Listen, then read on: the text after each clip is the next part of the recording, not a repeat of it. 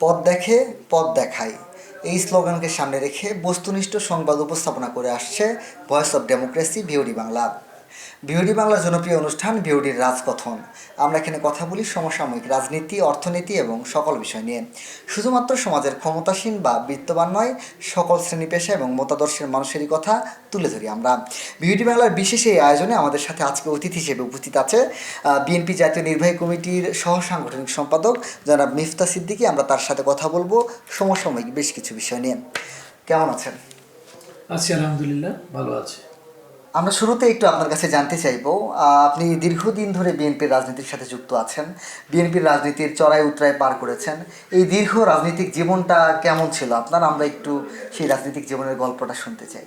প্রথমেই voice of ডেমোক্রেসিকে ধন্যবাদ জানাচ্ছি আজকে আমাকে এখানে দাওয়াত করার জন্য।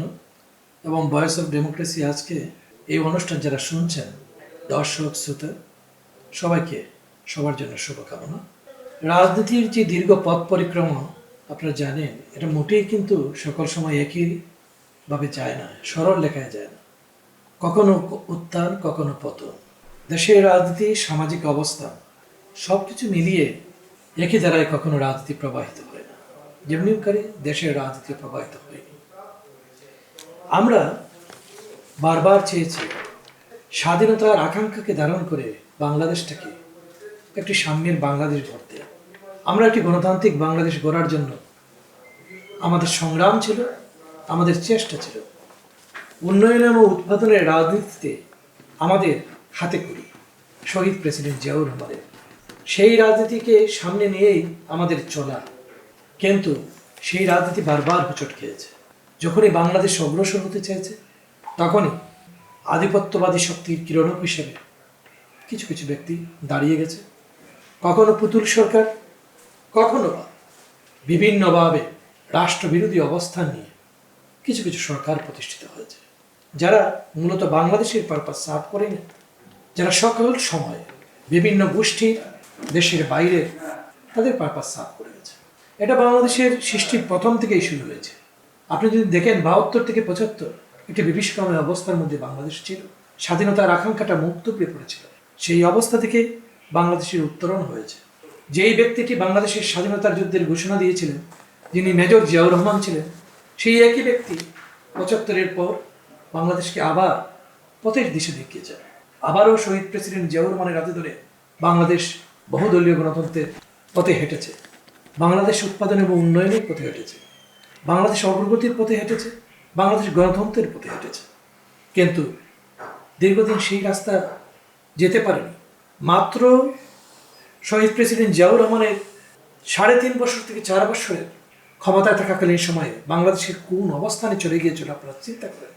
সেই অবস্থা থেকে আবারও বাংলাদেশ তাকে হত্যা করার মধ্য দিয়ে, এবং সেই হত্যাকাণ্ডে দেশি বিদেশি আধিপত্যবাদী শক্তি কিন্তু সক্রিয় ছিল। পরবর্তীতে বাংলাদেশ আবারও একটি অন্ধকার দিকে চলে গেল। 82 থেকে 90 একটি সেই আন্দোলনে আমরা ছিলাম, এরশাদ বিরোধী আন্দোলনে আমরা মাঠে ছিলাম। তখন আমরা ছাত্র রাজনীতি করি। সেই দিনগুলো বিভৎস, সেই দিনগুলো দেশনেত্রী বেগম খালেদা জিয়া, যিনি দেশনেত্রী উপাধি পেয়েছেন, তখন আপোষহীন নেত্রী হিসাবে যিনি তার আবির্ভূত একদিনে হয়নি, কিন্তু গৃহবধূ থেকে নেমে এসে বাংলাদেশের মুক্তির দিশা দেখাতে, গণতন্ত্রের পথে আবারও বাংলাদেশকে ফিরিয়ে আনতে, স্বাধীনতার স্বাদটাকে মানুষের কাছে পৌঁছে দিতে সেই নেত্রী 82 থেকে 90 আন্দোলন করেছেন রাজপথে, পুলিশের নির্যাতন সহ্য করে জেল কেটেছেন, নির্যাতিত হয়েছে শহীদ প্রেসিডেন্ট জিয়াউর রহমানের আদর্শে গড়া সংগঠন বাংলাদেশ জাতীয়তাবাদী দলের অসংখ্য নেতাকর্মী আহত হয়েছে, নিহত হয়েছে। আমরা আবার কাঙ্ক্ষিত গণতন্ত্রের দিকে 90-এর পর যাত্রা শুরু করলাম, কিন্তু সেই যাত্রাও বারবার হোঁচট খেয়েছে। সর্বশেষ যদি বলি, আমরা বিগত যে 70 থেকে 70.5 বৎসর, কখনো 111 এবং এর পরবর্তী পর্যায়ে আওয়ামী লীগের আমাদের চোখের সামনে যে বিবর্ষতা আমরা দেখেছি সবাই, আওয়ামী লীগের যে নৃশংসতা, বাংলাদেশকে আবারও পিছনের দিকে নিয়ে যাওয়ার যে তৎপরতা, সেই তৎপরতায় এখানেও আধিপত্যবাদী শক্তিগুলো সক্রিয় ছিল। আমরা দেখেছি দেশের না হয়ে ভিন দেশের পারপাস সার্ভ করতে। আমরা দেখেছি ভারতের পারপাস কিভাবে নগ্নভাবে বিগত ফ্যাসিস্ট রেজিম সাফ করেছে, নিজের দেশের মানুষকে হত্যা করেছে। একের পর এক ভয় ধরিয়ে দেওয়ার একটা সংস্কৃতি শুরু হয়েছিল। যে কথা বলবে তার মনে যেন ভয় ধরে যায়, যে প্রতিবাদ করবে সেই প্রতিবাদকারী মুখগুলো যাতে হারিয়ে যায়। এখানে লুটপাটের একটি রাজত্ব কায়েম করা হয়েছে। সেই লুটপাট করতে গিয়ে এবং বাংলাদেশের স্বার্থবিরোধী কার্যক্রম, প্রতিবেশী রাষ্ট্রের স্বার্থ সংরক্ষণের জন্য এগুলো করতে গিয়ে একটি ভয়ের সংস্কৃতির সৃষ্টি করার জন্য যে সকল জিনিস করা হয়েছিল, একের পর এক হত্যা, একের পর এক গুম, যে গুম নামক কারাগারে 700-র বেশি মানুষ আয়নাগরে, যেটা পরবর্তী আয়নাগর হিসেবে আত্মপ্রকাশ করে, এখনো যারা রয়েছে, আমাদের প্রিয় ভাই, প্রিয় নেতা এম ইলিয়াস আলী, চৌধুরী আলম, দিনার জুনেদ, আনসার আলী, আজও তাদেরকে আমরা খুঁজে পাইনি। আমাদের জনিকে কিভাবে নৃশংসভাবে হত্যা করা হয়েছে, নোয়াখালীর শোভনকে কিভাবে হত্যা করা হয়েছে, একদিনে কিন্তু তা ঘটেনি।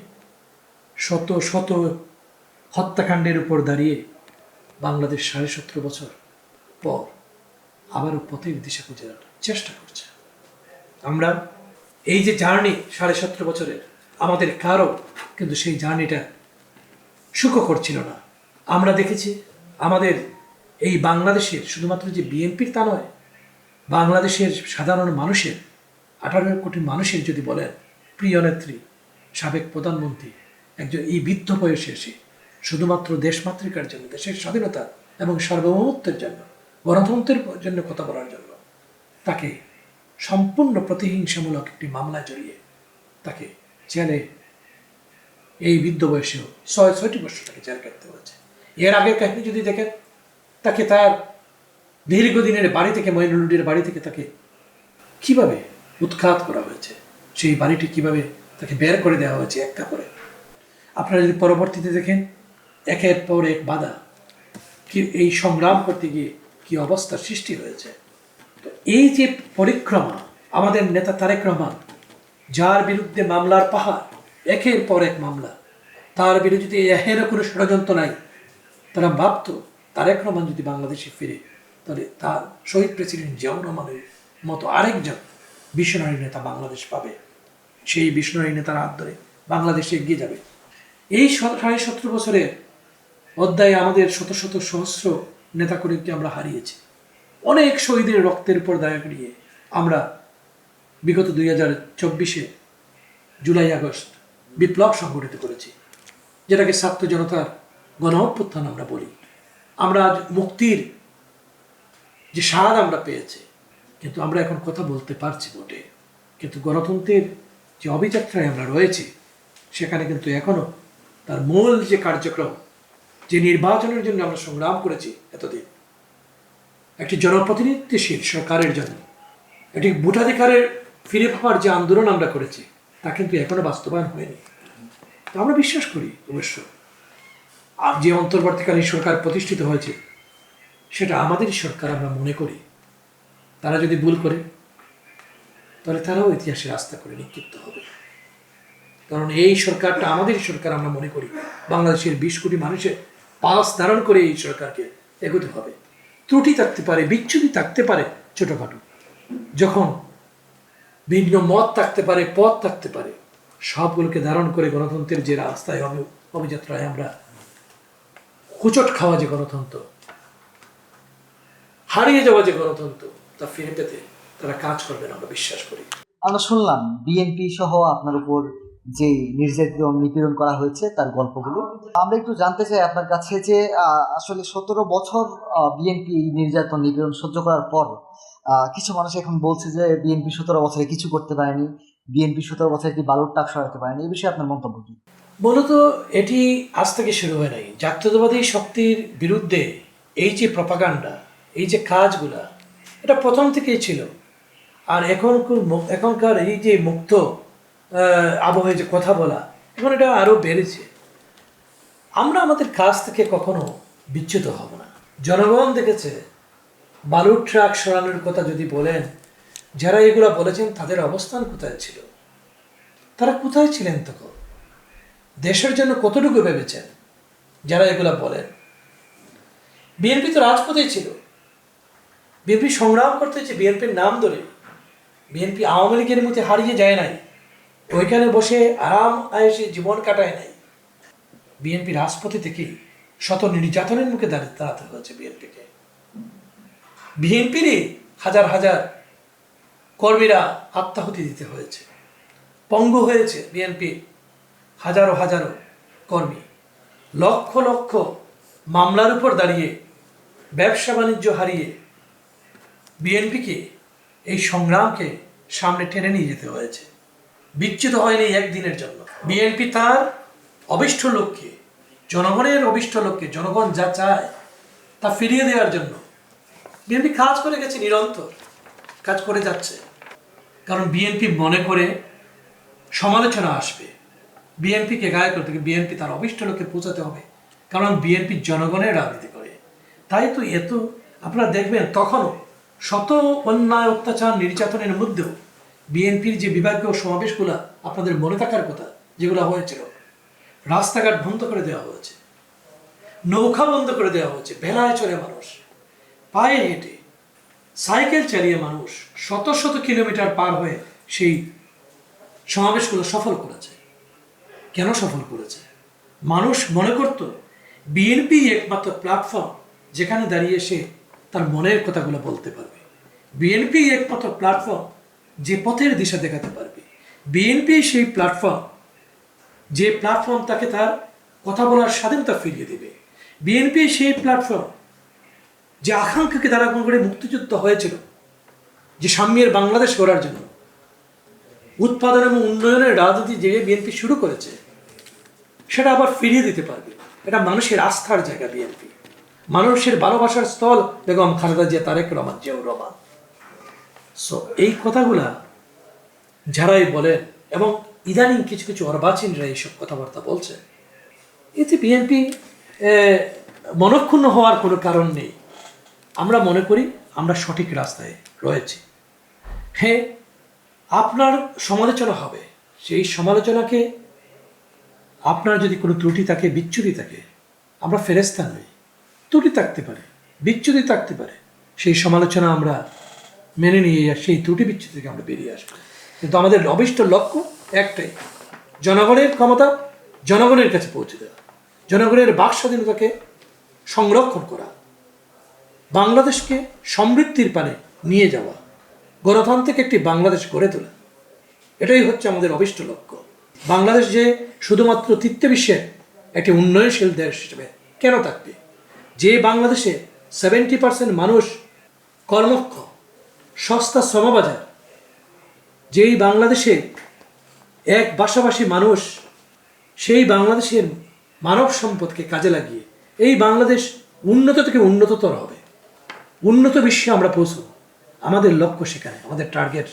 সেই লক্ষ্যেই আমাদের নেতা, বিশনারী নেতা, যেমনি ছিলেন শহীদ প্রেসিডেন্ট জিয়াউর রহমান, যেমনি পথ দেখিয়েছেন দেশনেত্রী বেগম খালেদা জিয়া, আর আমাদের বর্তমান বিশনারী নেতা, তিনি বাংলাদেশকে আরও আগামী 50 বছর সামনে দেখতে চান।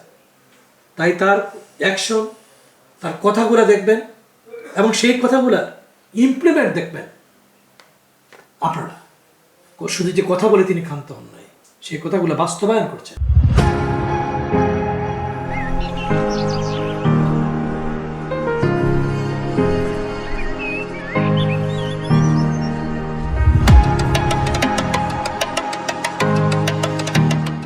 আপনি যেমনটি বললেন যে বাংলাদেশ জাতীয়তাবাদী শক্তিকে দমন করার চেষ্টা করা হয়েছে এবং ভারতীয় আধিপত্যবাদ প্রতিষ্ঠা করা হয়েছে।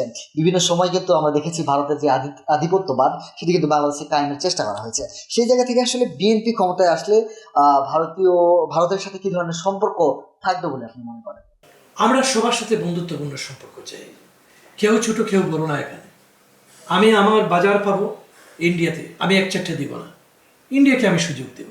আমি মুক্তবাজার অর্থনীতি চাই, এর মানে না সেই মুক্তবাজার অর্থনীতি ইন্ডিয়ার পণ্য আমাদের এখানে ঢুকবে, আমি আমার পণ্য ইন্ডিয়াতে বিক্রয় করতে পারবো না। মুক্তবাজারের মানে এই না যে আকাশ সংস্কৃতির যুগে আমার সব কিছু বন্ধ করে রাখতে, আমার নাটক, আমার সিনেমা ইন্ডিয়ায় প্রচারিত হবে না, আর ইন্ডিয়ার বস্তা পচা ওইগুলা আমাকে দেখতে হবে, গিলতে হবে। তো আমরা চাই একটি সমতার ভিত্তিতে সব কিছু পরিচালিত হবে, এখানে কেউ বড় কেউ ছোট না, আমরা বন্ধু।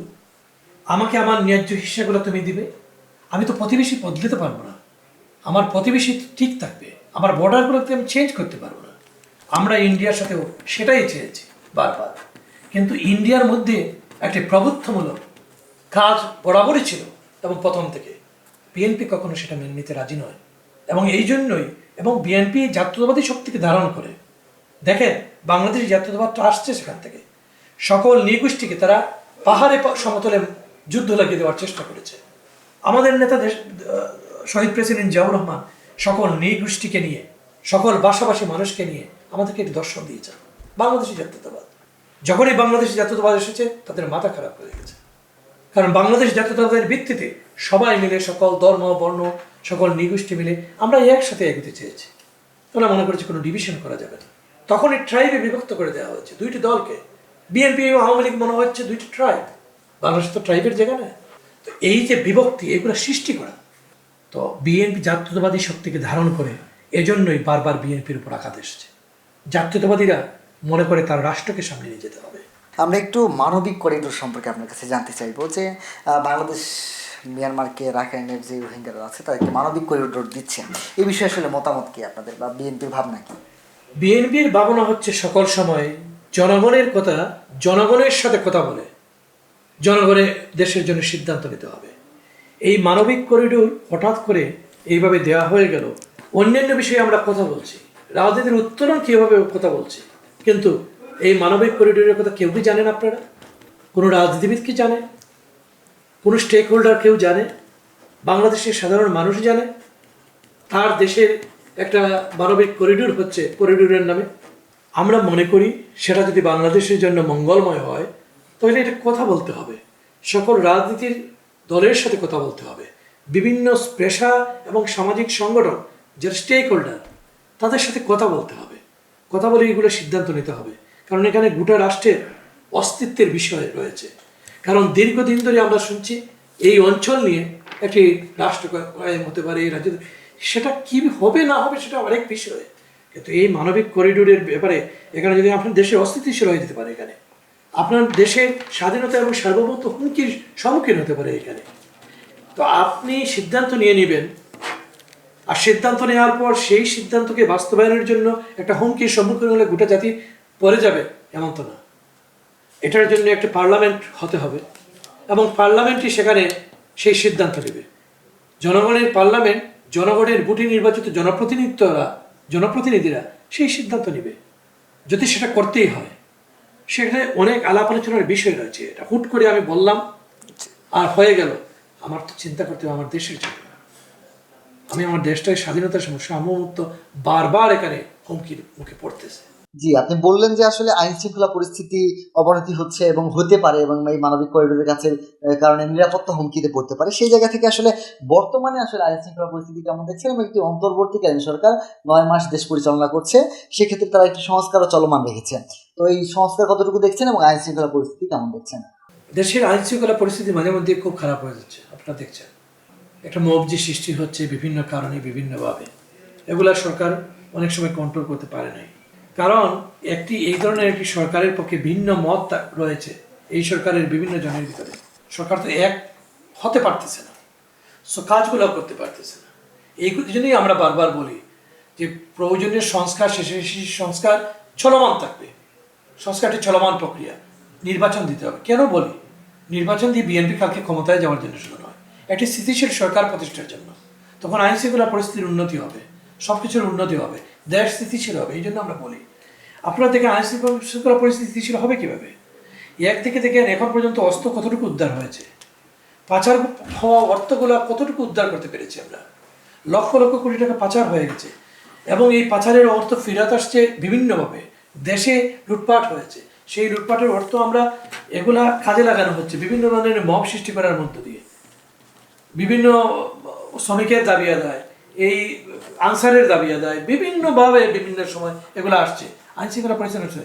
অপরদিকে দেখেন 5টা-7টা মামলায় সে ঢুকতেছে, আগের দিন অ্যারেস্ট করা হচ্ছে, পরের দিন সে একই সাথে 5টা-7টা মামলা থেকে খালাস পেয়ে মানে বেল নিয়ে বাইরে হয়ে আসতেছে।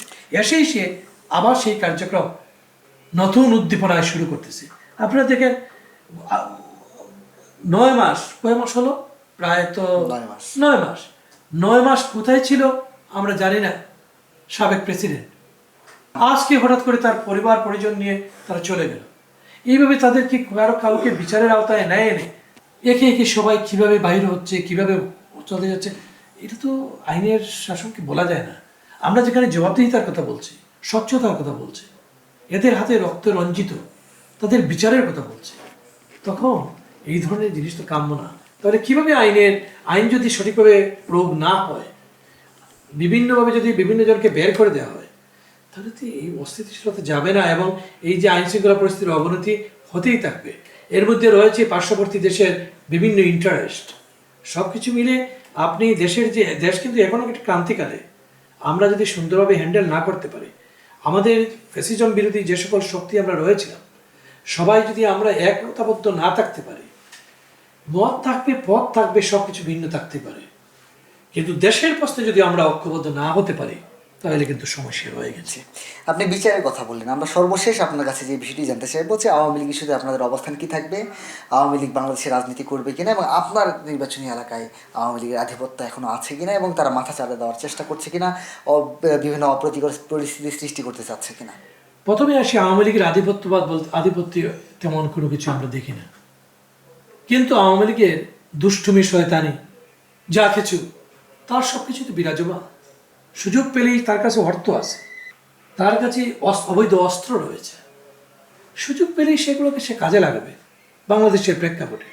তো আমরা সেটা হয়তোবা মাথাছাড়া দিয়ে উঠতে দিতেব না হয়তোবা তেমনভাবে। এবং আমি বিশ্বাস রাখতে চাই সকল ফ্যাসিজম বিরোধী শক্তি এখানে একতাবদ্ধ থাকবে, ঐক্যবদ্ধ থাকবে। আওয়ামী লীগ ফিরে আসা খুব কঠিন হবে, কিন্তু সেই জায়গায় আমরা কি দেশকে শুধুমাত্র এই আওয়ামী লীগের চিন্তা করব, কখন ফিরে আসবে এই চিন্তা করব? আমরা কি দেশের কথা চিন্তা করব না? আমরা কি সামনে এগিয়ে যাওয়ার কথা চিন্তা করব না? আমরা কিন্তু এগুলোতে নিয়ে ব্যস্ত থাকবো। আর আওয়ামী লীগের কথা, রাজনীতির গতিতে চলবে, নির্বাচনের গতিতে আসবে। আওয়ামী লীগের বিচারের গতিতে হবে। আওয়ামী লীগের বিচার অবশ্যই হতে হবে। যারা আওয়ামী লীগের শেখ হাসিনার দূষর ছিল, শেখ হাসিনার সকল তার দূষরদের, যারা হত্যার সাথে সম্পৃক্ত ছিল, যারা টাকা পাচারের সাথে সম্পৃক্ত ছিল, যারা জেল, জুলুম, নির্যাতন, মানুষের ব্যবসা কেড়ে নেওয়ার সাথে সম্পর্কযুক্ত ছিল, তাদের বিচার হতেই হবে। বাংলাদেশের কেউ গণতন্ত্রহীনতা এবং আধিপত্যবাদী শক্তির কিরণক হিসেবে যারা প্রতিষ্ঠিত করল, একের পর এক চুক্তি এবং স্মারক যারা দেশবিরোধী চুক্তি মঞ্চরা যারা করলো, তাদের বিচার হতে হবে। বিচার ভিন্নভাবে হবে, বিচারের আওতায় তাদেরকে আনতে হবে। আমরা তাই মনে করি, দল হিসাবে আওয়ামী লীগকে এবং ব্যক্তি হিসাবে আওয়ামী লীগের যে সকল নেতৃবৃন্দ রয়েছে তাদেরকে। ধন্যবাদ আপনাকে ভিওডি বাংলার সাথে সময় দেওয়ার জন্য। দর্শক, আপনাদেরকেও ধন্যবাদ জানাচ্ছি ভিওডি বাংলার জনপ্রিয় অনুষ্ঠানের সাথে থাকার জন্য। দেখা হবে পরবর্তী অন্য আরো একটি পর্বতে। ততক্ষণ পর্যন্ত ভালো থাকবেন, সুস্থ থাকবেন।